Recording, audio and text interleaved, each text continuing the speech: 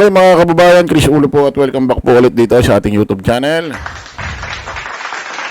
Okay ito mga kababayan, pag-usapan ho natin itong viral, trending hong naging debate ho ni Senador Kiko Pangilinan at itong ating pinakamagaling number 1 ho nating senador at pinakamaraming nakuha hong boto sa kasaysayan ho ng balat ng lupa. Walang iba kung di si Senador Robin Padilla. Palakpakan natin mga kababayan. Viral trending, naging mainit ho ang debate ni Senador Kiko Pangilinan at ni Senador Robin Padilla about ho rito sa dating ginawang batas or ipinasang batas ni Senador Kiko Pangilinan. Ito yung tinatawag na juvenile justice law.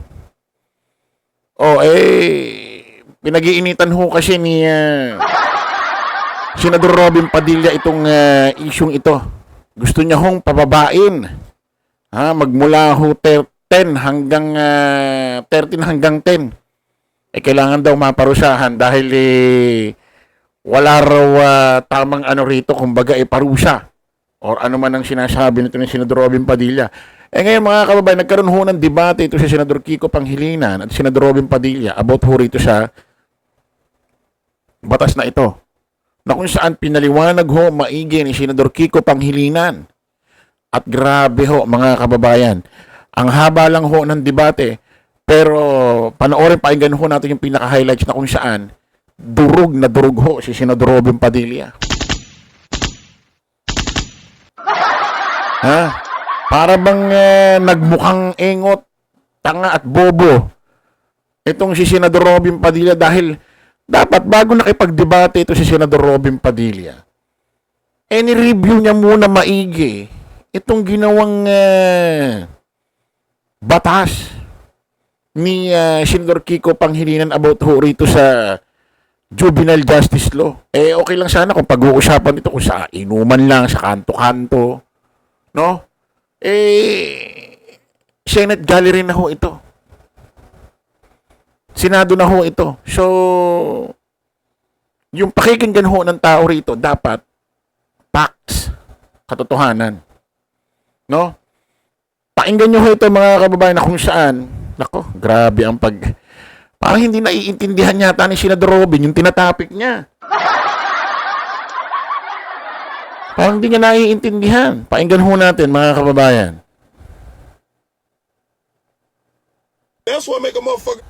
Balansihin natin sa usapin ng unang-una, yun nga ba talaga ang sinasabi ng batas? Allow me to read some of the provisions.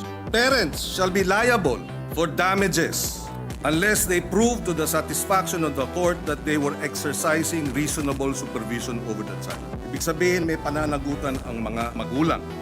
Meron ding maliwanag na usapin, pananagutan ng mga gumagamit sa bata, Section 20C. So kung ginamit sa droga, maximum sentensya sa usapin ng illegal na droga ang ipapataw dun sa mga magulang o sa mga adults, sa mga sindikato na gumagamit sa mga bata. Wala po akong nakitang hindi maganda po sa batas po na ginawa po ninyo. Napakaganda. Yun lamang po sa usapin. Doon lamang po sa edad. Sinasabi ng batas, mandatory confinement of not less than 1 year. Pwedeng maging 2 years, pwedeng maging 3 years, depende sa magiging pasya ng hukom. Pero hindi tama na sabihin, pagka 15, 14, 13, 12, nag-rape, dapat pakawalan. Labag sa batas yun. Labag sa batas yun. No, ayan mga kababayan, kasi ang isa sa mga highlights lang ho yan mga kababayan. Para mag sinasabi ni Senador Robin Padilla rito kapag itong juvenile justice law, kapag ganito ang mga edad, hindi dapat, para mag sinasabi dun sa batas na ginawa ni Senador Kiko Pangilinan, hindi nakukulong, hindi napaparusahan. Napaparusahan pala At kapag inaresto ng arresting officer ng isang pulis, especially ang ginawang krimen heinous crime, mas may dalang birth certificate yung bata, minor de edad ako, 15 years old ako, malinging pakakawalan ng pulis yan. Pwedeng maparusahan yung pulis. So, ano itong pinaglalaban ng Senador Robin Padilla. Pakinggan pa natin itong balitang ito, mga kababayan.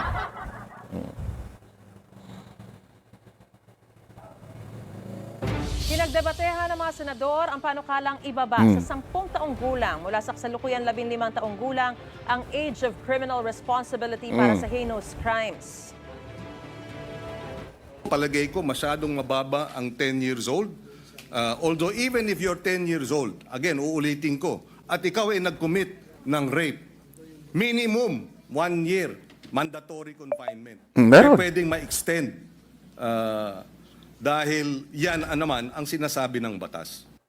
Yung mga brilliant mind na mga criminal minds na yan, kung ito ay kanilang i-exploit, talagang mag-aalaga ka talaga ng mga batang wala na sa kanilang pag-iisip. Ito lang pong pagpapababa natin ng edad, ito po ay kailangan meron din tayong ganung warning Git ni Padilla na naghain ng panukala maraming batang paulit-ulit daw. Lumalabas dito, may ginigiit gustong mangyari si Senador Robin Padilla. Meron naman pala talaga nakapaloob dun sa batas na ginawa ni Senador Kiko Pangilinan. Meron naman So, hindi malaman kung ano pinaglalaban nito si Senador Robin Padilla. Ano ba? Ibibitin bang tiwarek? Ano ba? Bibitayin na sila elektrika na. Ano ba kasi? Pero, hindi sa ginawang batas ni Senador Kiko Pangilinan sa Juvenile Justice Law, meron. Meron. Ano ba kasing klaseng pareho ang gusto mo? Ipaparing squad? Ano? Na gumagawa ng krimen kahit dati na silang nahuli. Sabi naman ni Pangilinan sa kasalukuyang Juvenile Justice and Welfare Act, hindi exempted sa parusa ang mga menor de edad, lalo kung napatunayang sila ay may discernment o nauunawaan ng kanilang ginawang krimen. Sa halip daw na pababain ang age of criminal responsibility, mas mainam kung paiigtingin pa ang implementasyon ng kasalukuyang batas. Sabi ni Senador Erwin Tulfo na dating DSWD Secretary, kailangan ng dagdag na pondo para dyan dahil kulang anya ang rehabilitation centers at pasilidad para sa mga children in conflict with the law.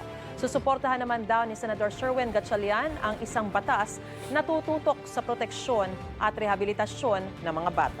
Gusto mo bang mauna sa... Ang alam ko talaga, meron talaga. Ewan ko lang doon sa mga kasong halimbawa ng agaw ng cellphone, or nagnakaw, nag-akit bahay, hindi natin alam yon. Pero pagdating sa heinous crime, hindi sila libre.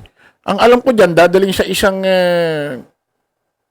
DSWD, yung tinatawag na bahay pag-asa, doon muna sila habang hinihiring yung kaso. At kapag natapos na yung hearing ng kaso, at wala pa sa rin sila sa tamang edad, halimbawa, ginawa niya heinous crime, 15 years old. Natapos ang kaso, 1 taon. Nakatulan siyang guilty. Ang alam ko dyan, doon pa rin siya sa bahay pag-asa. Pero pag tungtong niya ng 18, dilipat na siya sa Muntinlupa or Quezon City Jail, Manila City Jail. Yan ang alam ko dyan.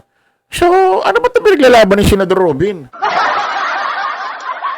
Hindi natin alam kung ano ito pinaglalaban ni Senador Robin. Ano ba? Mas dapat bang hindi lang heinous crime? Halimbawa ba, nang hablot ng cellphone, nagnakaw, irehas na agad? Yun ba ang mga linawin mo kasi yung pinaglalaban mo? Kasi yung mga sinasabi mo dito sa debate nyo na gusto mo mangyari, nakapaloob naman pala doon sa loob Nakapaloob naman pala doon sa Juvenile Justice Law na ginawa ni Senador Kiko Pangilinan So linawin mo kasi, okay, reviewin mo muna buo mismo yung Juvenile Justice Law para alam mo kung ano ipupunto mo sa kanya.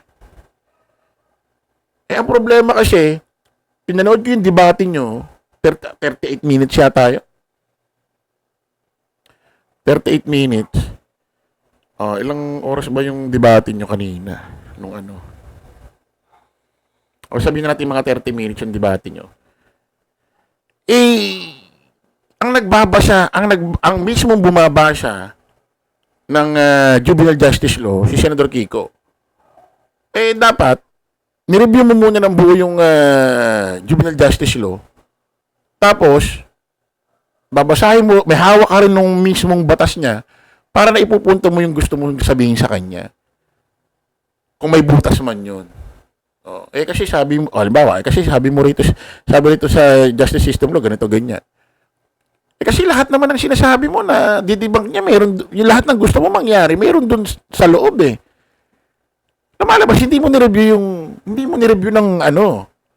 O, ni-review mo ba o hindi buo? Hindi, parang lumalabas, hindi mo alam yung pinaglalaban mo. Okay mga kababayan, kita-kita ulit sa panibagong vlog. Bye-bye po.